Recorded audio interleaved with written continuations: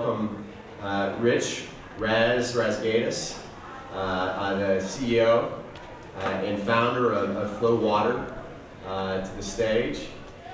So Raz Razgaitis is the CEO and co-founder of Flow Water, a water company on a mission to transform the way the world drinks water by creating the most trusted, best tasting water directly from the tap while eliminating single-use plastic bottles. To start us off, this is something I've been in the habit of doing in my classes and also events like this, including a lecture series that we put on in November 2023 called Climate Change, the Public Environmental Humanities, and the New Liberal Education. I just sort of spontaneously decided to read some poetry, right? And so I'd like to read a poem that we read at the beginning of the semester in my Literature and the Environment class, and also in a first-year learning community that I co-teach with Charles Ham in classics here at Grand Valley State University, called The Romans and Us, an introduction to the interdisciplinary environmental humanities. And this poem is called Rain Light. It's by one of our former poet laureates. He was poet laureate under Obama. W.S. Merwin. All day, the stars watched from long ago. My mother said, I'm going now. When you are alone, you will be all right. Whether or not you know, you'll know. Look at the old house in the dawn rain. All the flowers are forms of water. The sun reminds them through a white cloud, touches the patchwork spread on the hill, the washed colors of the afterlife that lived there long before you were born.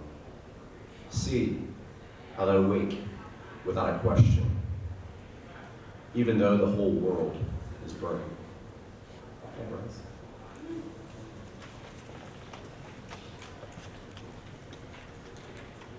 Brian, thank you. I've never been introduced with poetry before, and I feel like we've come a long way since high school. So thank you for doing that. Good afternoon. My name is Rich Razgaitis. I'm the co-founder and CEO of a company called Flow Water. And I recognize that sometimes the commercial sector doesn't make its way into the academic sector very often. And so it's a privilege to be here. It's a privilege to talk about causes that are meaningful to us jointly. It's a privilege to listen and to learn. Eileen and Marshall were fantastic. So those were, thank you, great series of insights for me. And I'm going to just tell you a little bit about my story and then just get into it. And much of this you may know. There are going to be some things that I think are a different take on what it is that we've been programmed to learn over times. And I really have the objective of just sharing what I believe to be 4 truths that are not limited to this, but these are 4 fundamental truths around water. Sometimes people ask, like, what do you do and who are you? And sometimes I have to describe it as, I'm an entrepreneur, I'm focusing on an impact, I'm a CEO. Ultimately, what I really am is a dad on a mission. Like, it's that simple. And how I started this, and I feel like that resonates with a lot of people in this room because we're all individuals on a mission and we're here to make an impact, to make a change, to make a difference. I'm going to talk a little bit about the ways that my company is doing that, but that's really not the subject of this conversation. The subject of this conversation is what I've entitled The Truth About Clean Drinking Water in the United States and what we need to do to restore drinking water. A couple things about myself. Mostly when I talk, I was at Climate Week, New York City a couple weeks ago, giving a keynote at one of the sessions, and it was a similar talk track to this. A few months ago, I spoke at Sun Valley Forum, which is a little bit of a think tank around sustainability. TEDx Detroit, and when I talk, I usually don't talk a lot about my company. I really talk a lot about the cause and what we're trying to solve and why it's so critical to solve. And I do this because I'm a dad that cares about my kids. I care about other kids. I care about the environment that we leave behind. I care about the environment that I live in, that I feel a responsible steward to. And that all started with watching my kids play soccer. So I grew up in Columbus, Ohio. Brian and I grew up in Columbus, Ohio. We grew up on Twinkies and Cokes, and this is pre-Red Bull, right? Yeah. So I don't even know what was like the pre-Red Bull. Fruit roll-ups. Fruit roll-ups.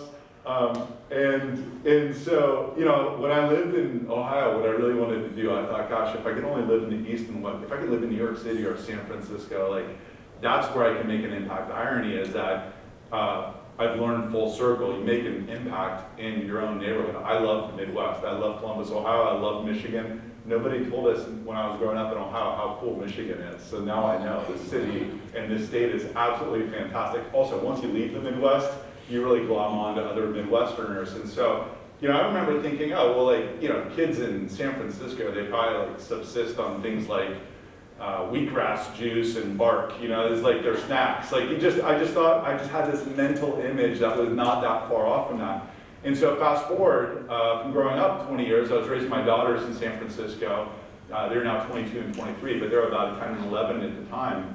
And I remember going to a soccer game, and this is what I love about academia, this is what I love about life, this is what I love about the influence of people, this is what I love about people like Brian Dale and Eileen and Marshall and everybody in this room, is that you can drop a seed or you can have some interaction happen at some point in time, and maybe it doesn't materialize. Like, we all love the instant gratification of something happening right away, and they're like, oh, I got it. Life generally doesn't work that way. It comes in drips, and you start to like form different thoughts, and it causes you to ask questions.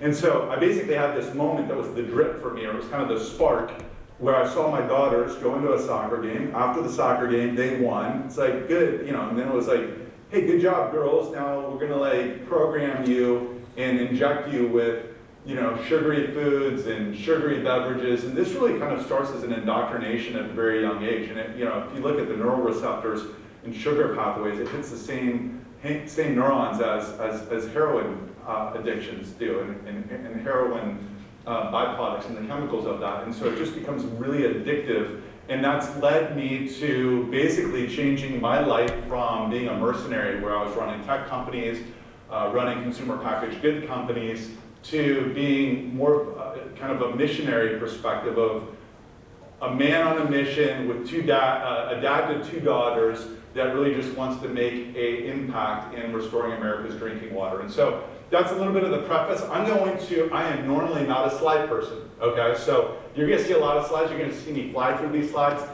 Usually when I talk, half the time when I talk, I'm just talking about the subject matter at hand. So truth number one is America's drinking water is a crisis hiding in plain sight. So does anyone know how many chemicals in use have been submitted to the toxicology division of the EPA over the last 100 years?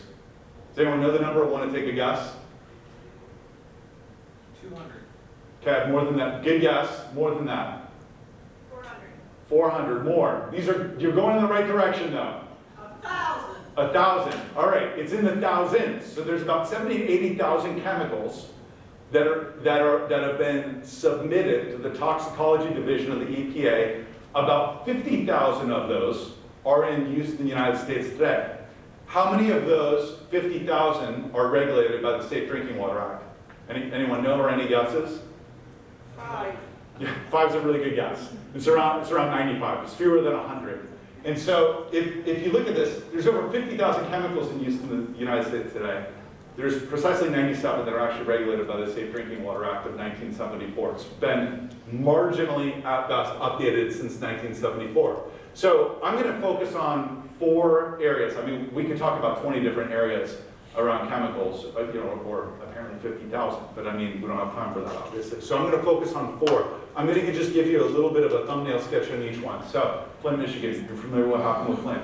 insane tragedy. This is a real picture. This is I'll tell you 2 stories about this picture. One is that's a real picture at a city hall meeting where the residents are outraged. You know parts of the story, probably a lot of the story, more than perhaps even me, given how local it was. This is what we're trying to do, is restore America's drinking water. Some communities can't afford it. And in fact, the very first draw that we pulled out, even 18 months after the lead crisis was solved, the very first draw of water that we were pulling out of the tap into a flow water refill station was the color of that, dark urine. And we were drawing at levels that were 43 times the EPA maximum allowable limit for lead.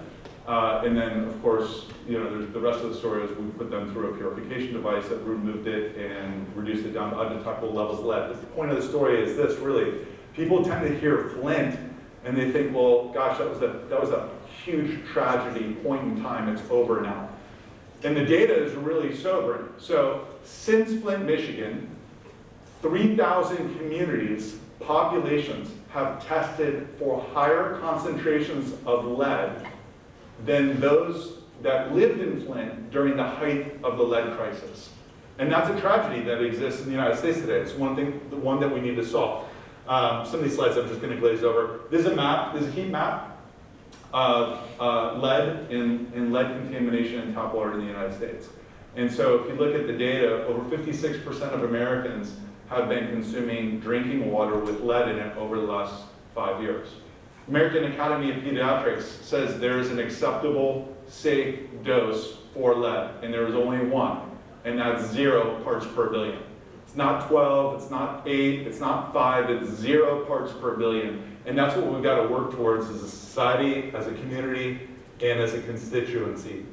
PFAS. I'm going to talk a little bit about PFAS as I go through it. By the way, we're going to get the solutions too, but I need to set up the extent of the problem.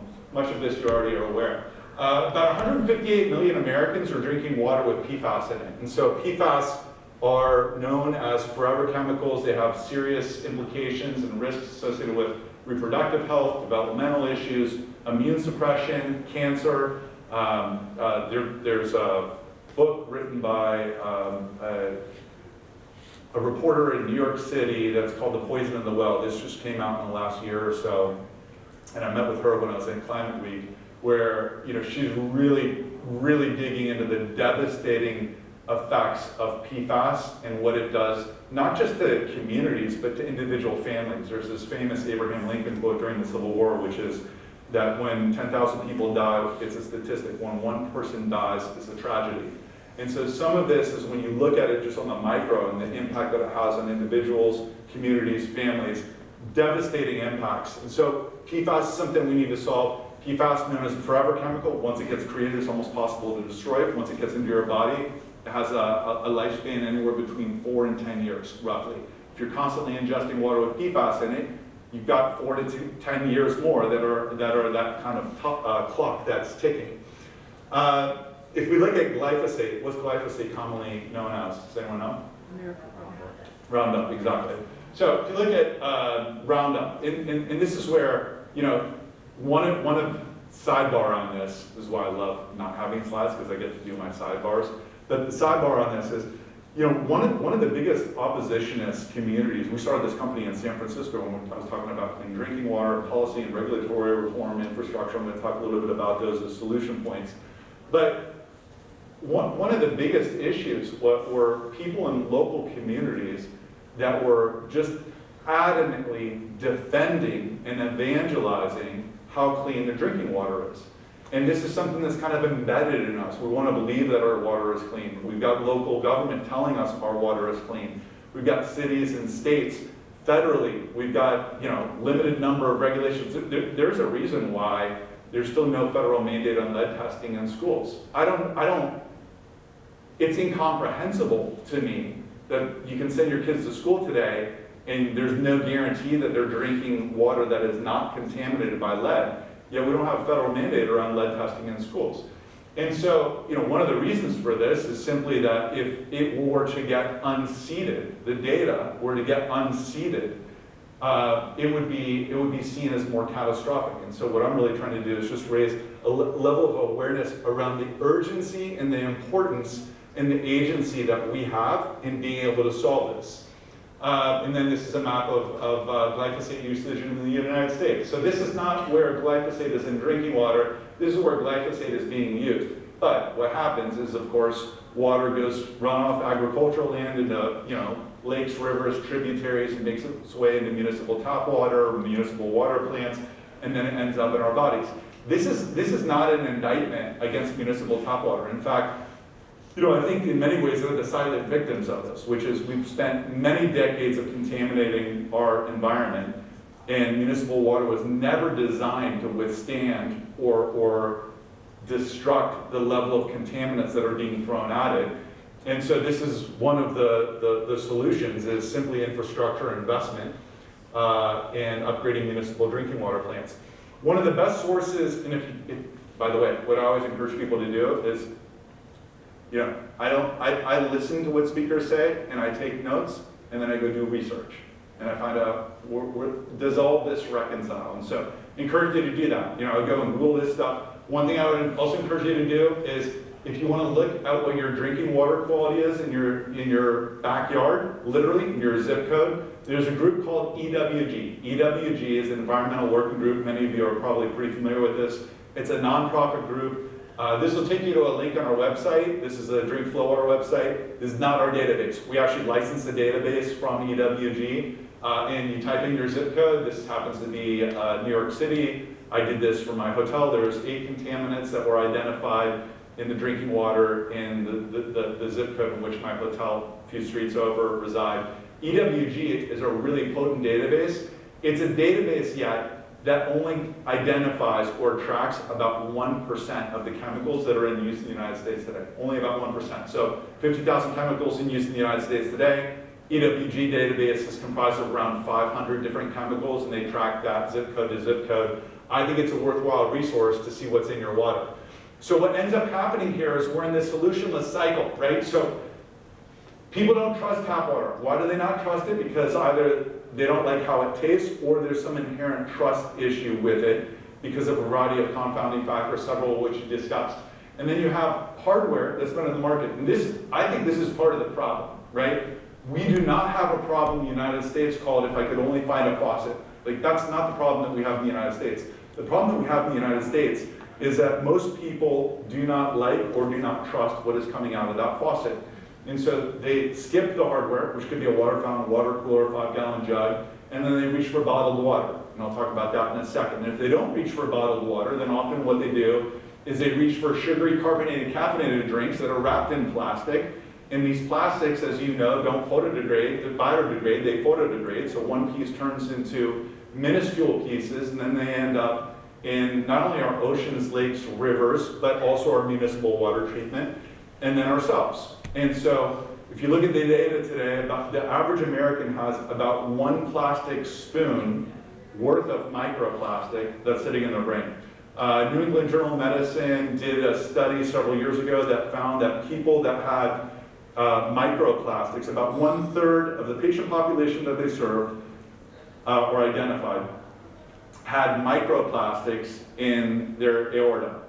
Those that had microplastics in their aorta had a 4-fold increase in death, stroke, and myocardial infarction.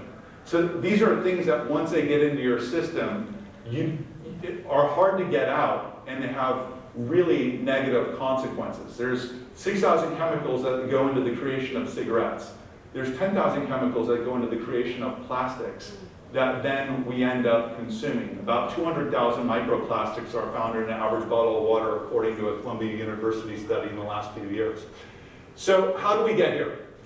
Truth number 2, we've got a broken system, okay? And I'm gonna quickly go through this, which is due to aging and broken infrastructure. Some of this is just time, pollution and weak regulation, political barriers, and then a profit motive in a broken system. So some of this I shared before. The vast majority of Americans don't trust drinking water. There are 700 to 850 water main breaks that occur each day in the United States. And this creates a cascading series of problems in local communities with clean drinking water. And in some cases, it makes it dirtier, because when things are impervious, then the water that leaks out or the water that breaks out, it also means that this cracked and aging infrastructure is letting stuff into that water when it's making its way from municipal into our homes, work, or school. And then, droughts and floods, I mean, with climate change that's occurring, this is only getting amplified. I mean, we all know this, you're all aware, but these increase the vulnerabilities. And then this is also incredibly tragic. Systems with drinking water violations are 40% more likely in places where there are residents of color. The other data, incredibly sad, is that in the United States, effectively, the poorer you are, the dirtier your water is. And I don't know that people fully recognize that, but to some degree, when I talk about clean drinking water in the United States, and I put quotes around clean, to some degree we're all smoking cigarettes. If you live in a nice zip code, you're probably smoking Marlboro Lights. If you live in a poor zip code, you're probably smoking Marlboro Reds. But this is something that demands solving and prioritization around solving and focusing efforts towards marginalized communities first that have had the least amount of access to clean drinking water while we solve this systemically across the board. And that leads me to the third point, which is this is fixable. So this is not one of these massive problems, there's no end in sight, the sky is falling. This is a problem that is fixable and it is worth solving. And it's worth solving through advocacy, through our agency, through resource allocation. And there's 4 specific ways that this can be solved. 1 is trust and transparency, 2nd, infrastructure, 3rd, regulatory, and then 4th, tech and innovation. I'm just going to cover 1 item on each slide. Trust and transparency. Disclosure of local water quality data. We need to show and shine a microscope on the problem so that we can identify the issues that need to be solved in cascading order. The second one, infrastructure investment, replacing lead lines. How many lead service lines are there in Grand Rapids? Anyone know? Anyone want to take a guess? Currently being used? 35. 35, that's a good guess. What was another one? 10, good guess. There are 24,000 lead service lines in use just in Grand Rapids. Over the last 3 years, City of Grand Rapids has made progress, meaningful progress towards restoring that. There are 1,200 restored out of the 24,000 in the last 3 years. This is a long-term problem. And so part of the problem with infrastructure is that it's a 20, 30, 40, 50-year problem to be solved. But the other problem is, if we do not start today, tomorrow will never come. So we need to make meaningful actions today in restoring and replacing lead lines. That's one of the first things that we could do with infrastructure investment. Regulatory reform, we've got to modernize the Safe Drinking Water Act, 97 contaminants out of 50,000 chemicals that are in use in the United States today. I can understand one argument for a somewhat free market and enabling chemicals to go out into the market, of which there is very limited amount of data over a long period of time of what those chemicals do to our environment as well as our bodies.